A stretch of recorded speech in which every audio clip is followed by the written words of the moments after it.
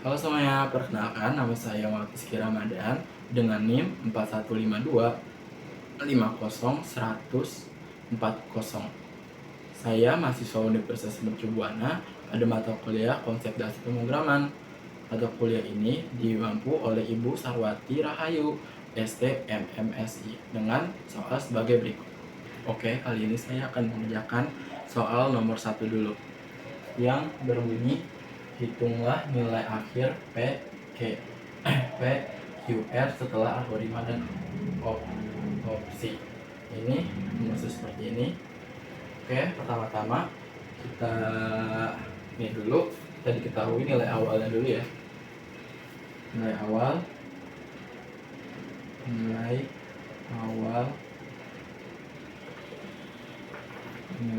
itu I sama dengan 2, I sama dengan 3,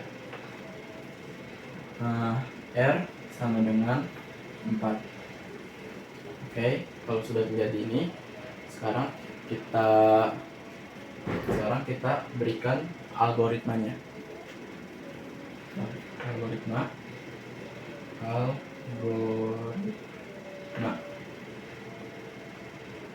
Oke. P algoritmanya itu P sama dengan P plus 2, Q sama dengan Q plus 3, R sama dengan R plus 4. Nah, oke. Setelah itu kita taruh ini aja rumusnya, taruh sini. Q P plus Q plus R. Oke, kita sudah membuat nilai awal dan algoritmanya. Hitung langkah demi langkah ya guys ya. Oke, kita langkah-langkah aja ya.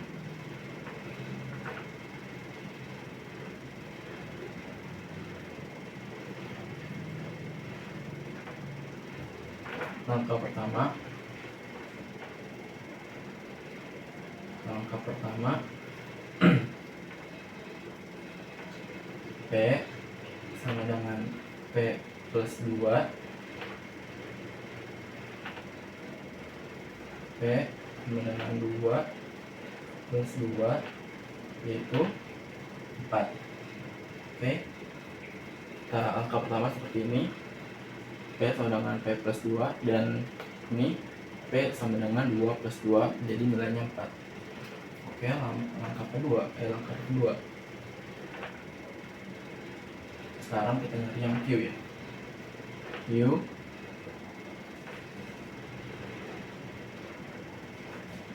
P plus 3. Oke.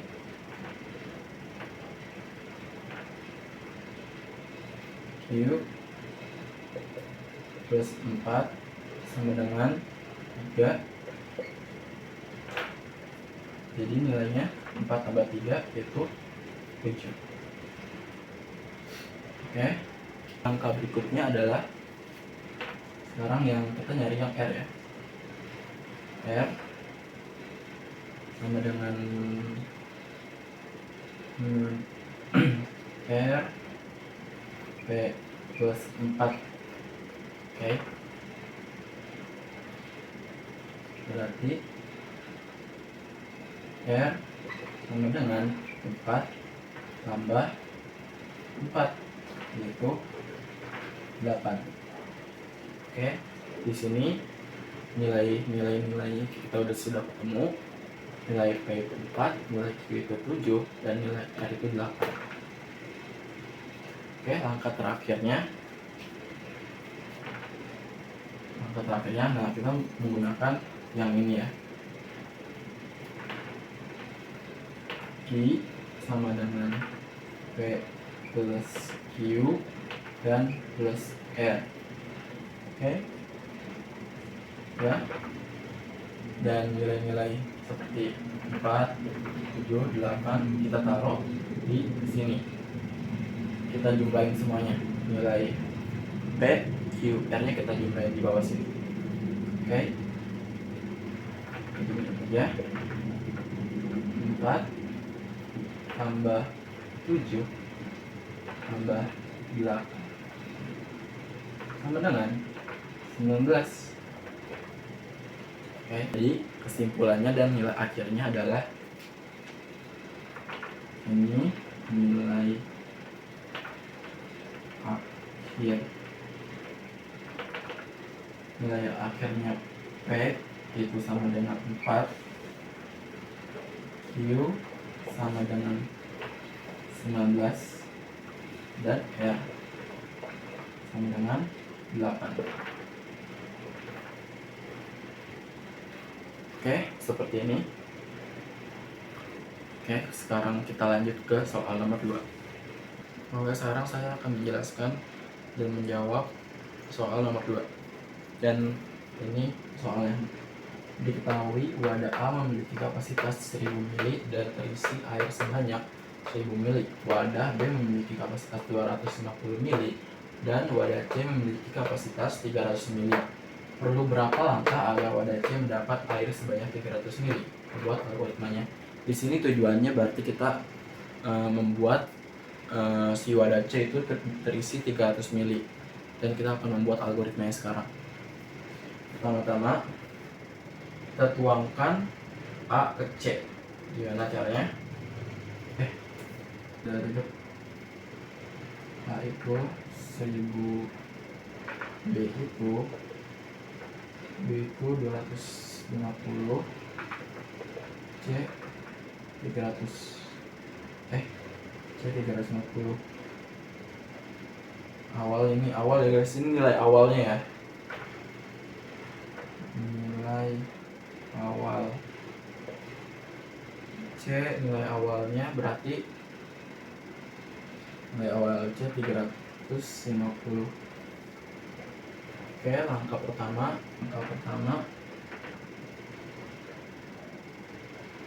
A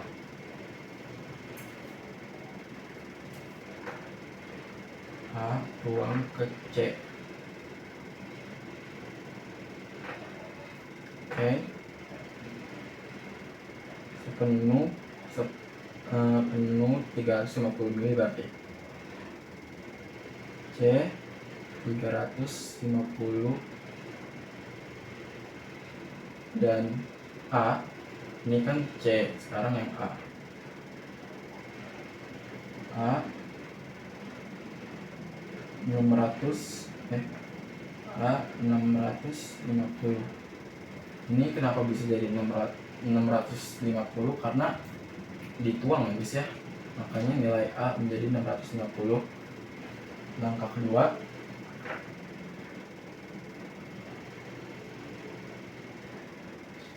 kedua kita kosongkan. Sekarang kita masuk langkah kedua, kosongkan C. Betul. Nah, langsung aja ya, kosongkan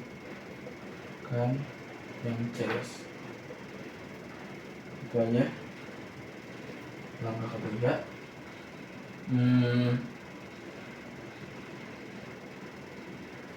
tuang lagi A ke C. A ke C. Ini tuh ke ya guys ya, tanda panah itu ke ya. A ke C. Oke. Jadi kurung C sama dengan 350 dan A 300. Oke.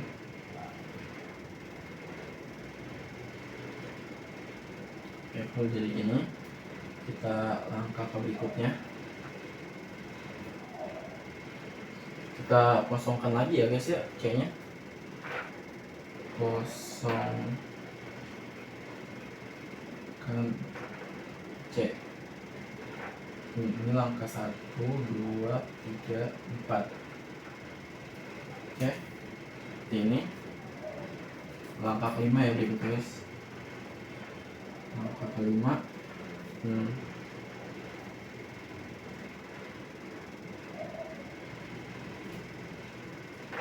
5A ke C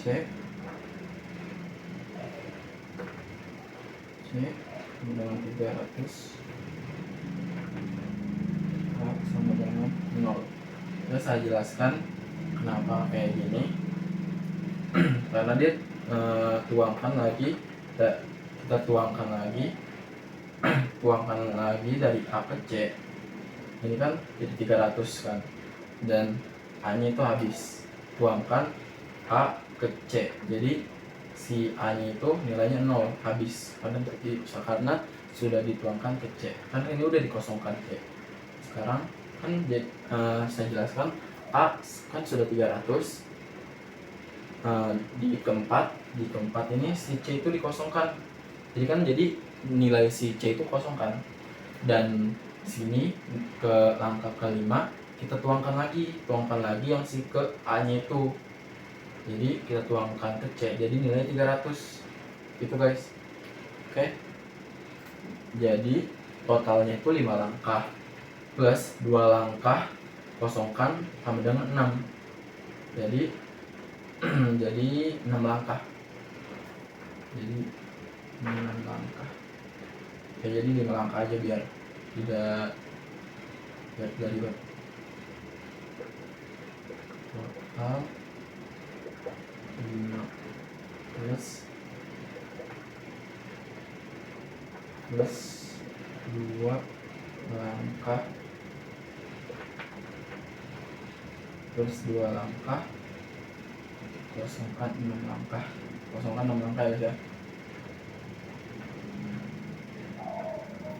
Bentar. Kosongkan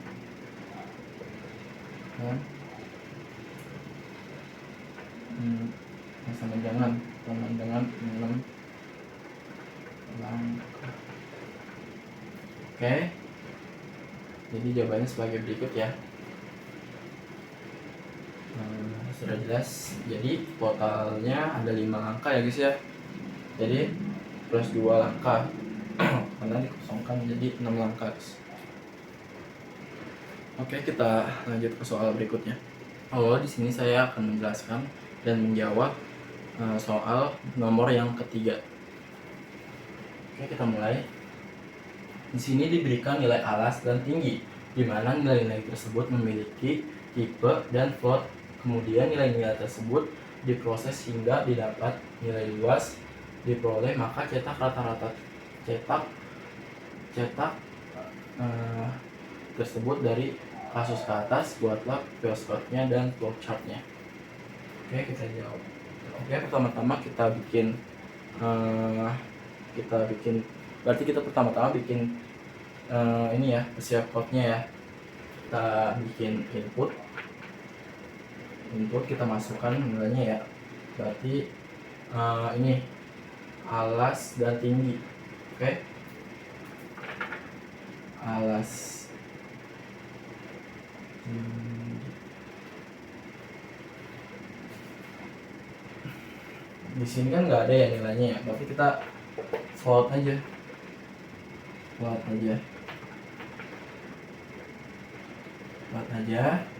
Terus kalau sudah gini aja deh, kita buat contohnya dulu aja ya. Kita buat contohnya dulu biar jelas. Kita buat contohnya di mana ya? Sebentar. Sini aja ya contohnya ya. Contoh alasnya ini, kita punya alas 6,0,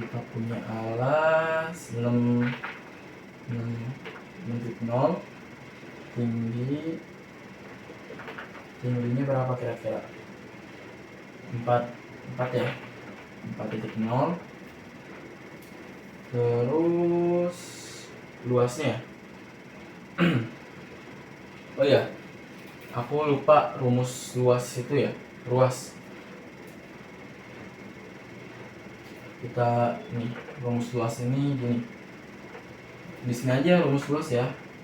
Rumus luas. Luas itu rumusnya 0 0,5 berarti kali alas dan tinggi. Kali alas dan tinggi. Jadi contohnya gini. Contoh luas berarti 0,5 dikali 6 ini dan dikali tingginya itu 4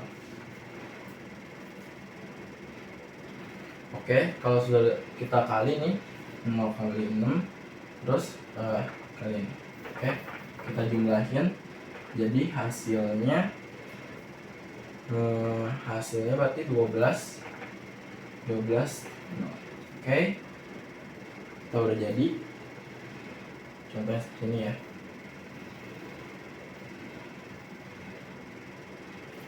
Sudah dimengerti sekarang?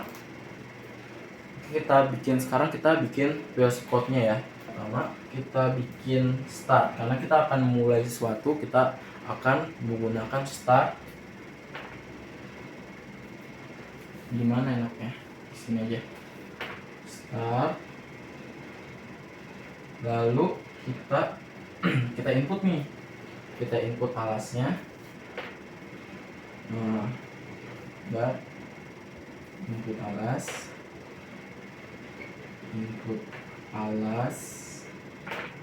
Nah, ini termasuk proses ya guys ya. Proses ya. Dan input tinggi. Oke. Input tinggi. Nah, kalau sudah begini, kita sekarang kan kita udah alas dan tinggi, berarti kita luasnya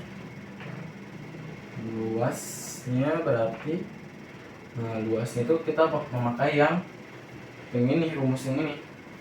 Luasnya ini 0,5 alas dan tinggi. 0,5 kali alas kali tinggi.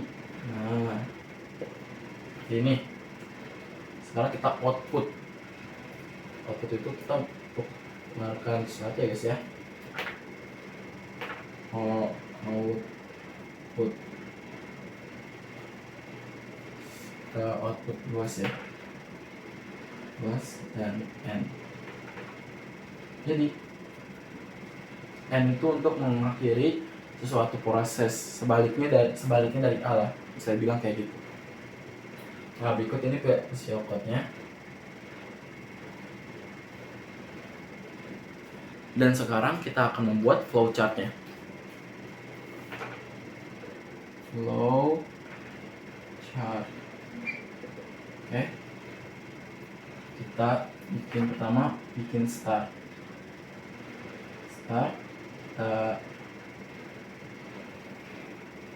Ini. Nah, kita kan sudah buat start dan kita akan kenapa sih dibikin simbol lonjong itu untuk namanya itu terminator ya, itu untuk memulai sesuatu program bisa dibilang kayak gitu, untuk memulai sesuatu proses lah. Nah, sekarang kita akan proses kedua.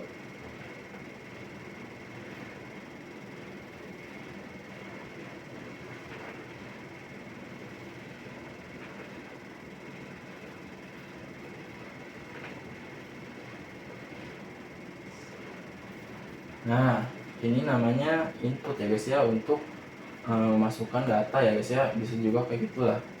Oke, jelas. Dan kita bikin lagi input tinggi, kan ini udah nih input alas kan udah, sekarang kita bikin input tinggi sama kayak gini juga, karena dia memasukkan nilai guys ya, tinggi. Nah, ini jajar genjang. Oke. Dan selanjutnya kita taruh luasnya, nilai luasnya ya, nilai luasnya luas 0,5 ya sama dengan 0,5 kali alas kali tinggi. Oke, dan simbolnya seperti ini, simbolnya seperti ini, dan ini namanya nama simbolnya proses untuk pokoknya kalau hitung-hitungan, kalau ada hitung-hitungan gini kita memakai proses buat menghitung lah, pokoknya nilai yang nilai yang untuk dihitung. Oke, selanjutnya kita bikin lagi nilai outputnya, output luas. Nah, dia sama ya guys ya, kayak jajar genjang juga kayak gini, atau tadi dinamain output. Ini namanya bisa output dan input ya guys ya, bisa dua-duanya. Nah, kemudian kita taruh kalau udah selesai kita N, dan bentuk simbolnya itu lonjong seperti start, karena bisa jelasin. Nah, kalau sudah N itu kan sebaliknya start, berarti dia menggunakan lonjong juga, karena terminator itu bisa memulai sesuatu dan untuk mengakhiri sesuatu. Lebih simpelnya kayak gitu ya. Dan ini sudah jadi jawaban dan pembahasan saya yang di nomor 3. Bisa dimengerti? Kalau biar jelas saya tandain simbol-simbolnya. Terminator, ini input, ini input, ini proses, ini output, ini terminator.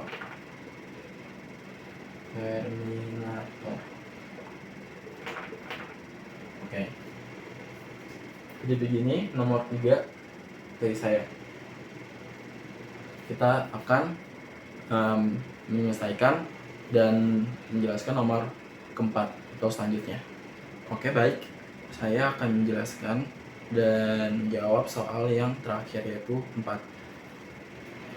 Soal ini kita disuruh untuk membuat flowchart dengan program ini. By the way, ini program C ya guys ya, bukan Java, bukan Python, tapi ini C, program C ya guys ya.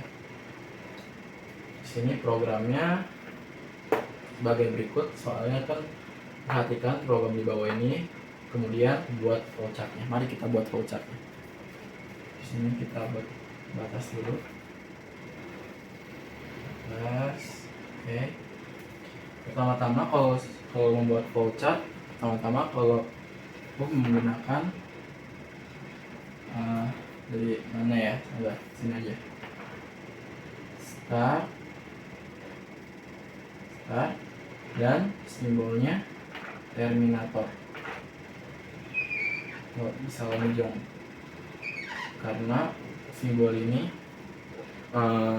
menggambarkan ini kita akan memulai sebuah proses. Saya bilang kayak gitu. Lalu start ke bawah, kita input mulai dari ini. Mulai dari soal itu kan itu ada A, B, dan C, dan kita menggunakan proses. Maaf, tidak sempurna. Oke, kita lanjut. Kalau kita sudah membuat prosesnya kita akan membuat, yaitu sekarang kita cantumkan decision-nya ya. Oke, lanjut, kita akan membuat decision-nya ya. Decision itu buat apa sih? Decision itu buat mengecek kondisi pertama, kayak apakah A lebih besar dari B, A lebih besar dari C, seperti itu. Oke, sekarang kita buat A lebih besar dari B, dan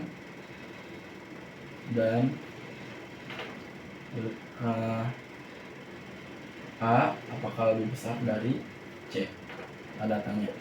Nah, seperti ini. Decision itu simbolnya seperti ini. Ini namanya simbol decision, jajar genjang. Bukan jajar genjang, maksudnya belah ketupat ya. Maaf.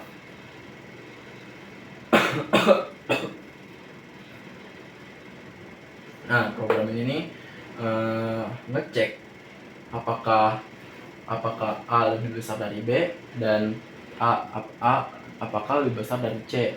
Nah, kita masih bingung kan? Makanya kita bikin lagi di sini.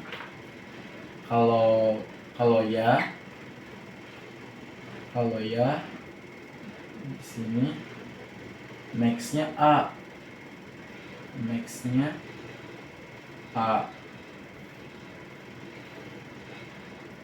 Ini guys. Kalau jika tidak, lanjut ke kondisi berikutnya. Nah, kalau ya, maka max-nya itu A.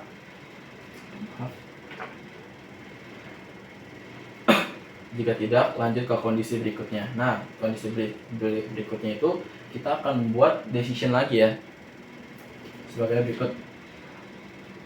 B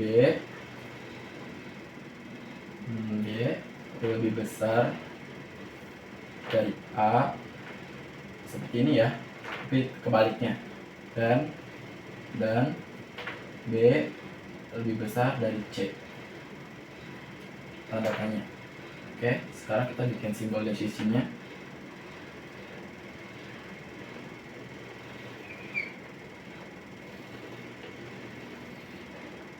Nah, simbolnya seperti ini ya. Maaf kalau jelek. Nah, kita buat lagi nih. Kalau ya, max-nya B. Max-nya itu sama dengan B. Kalau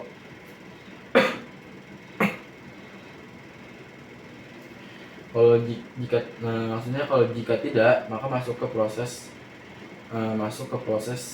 max C. Oke. Nah, di sini tuh kayak masih pertimbangan lah, kayak apakah B lebih besar dari A dan apakah B lebih besar dari C, dan sebaliknya. Seperti ini juga, masih pertimbangan A apakah lebih dari B, A atau lebih besar dari C. Oke, kalau sudah jelas kita lanjut ya. Kita bikin max C-nya ya. Yang tadi kalau tidak ya, kita bikin tidak.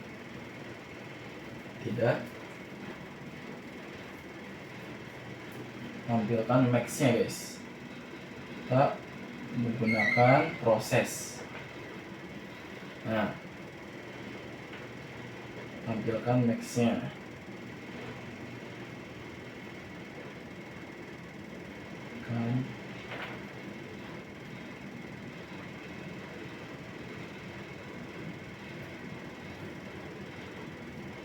Nah, kayak gini.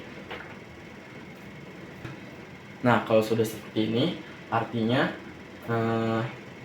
program menampilkan nilai max sebagai bilangan terbesar.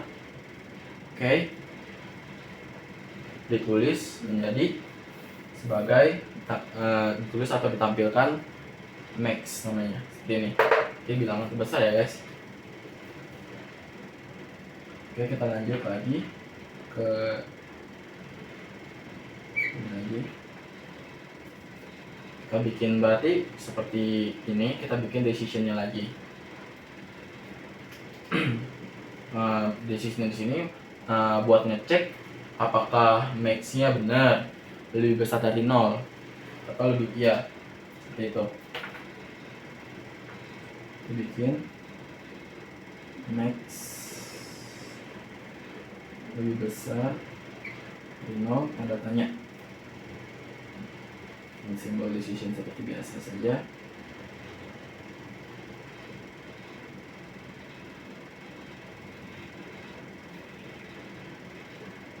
Nah, seperti ini.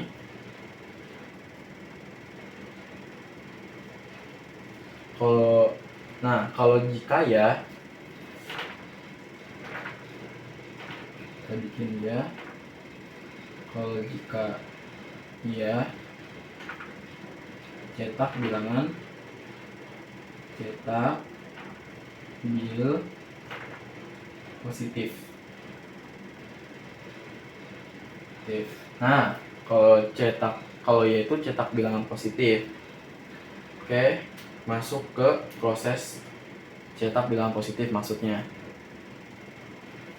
Jika tidak, nah kita pasti ada jika tidaknya dong.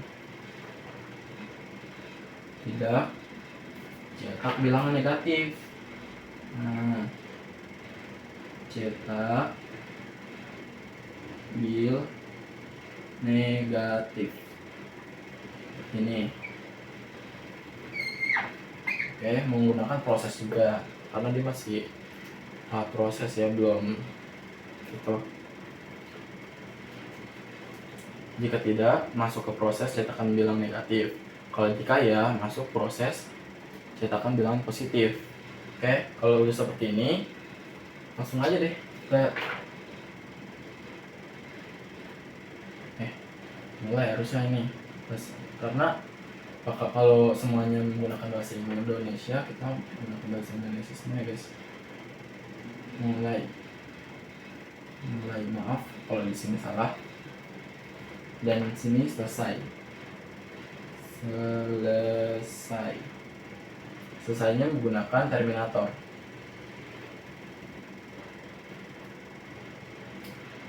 Oke, seperti ini. Jika sudah hasilnya, flowchartnya saya sudah bikin. Sini belum ya, karena di terminator. Kenapa sih kalau di akhir itu menggunakan terminator juga atau lonjong juga? Karena karena kalau sebalik bisa juga kalau terminator dimulai itu berarti dia memulai proses. Kalau dia selesai, dia berarti mengakhiri proses tersebut. Oke, sudah jelas. Sekian dari saya, kurang lebihnya mohon maaf. Assalamualaikum warahmatullahi wabarakatuh.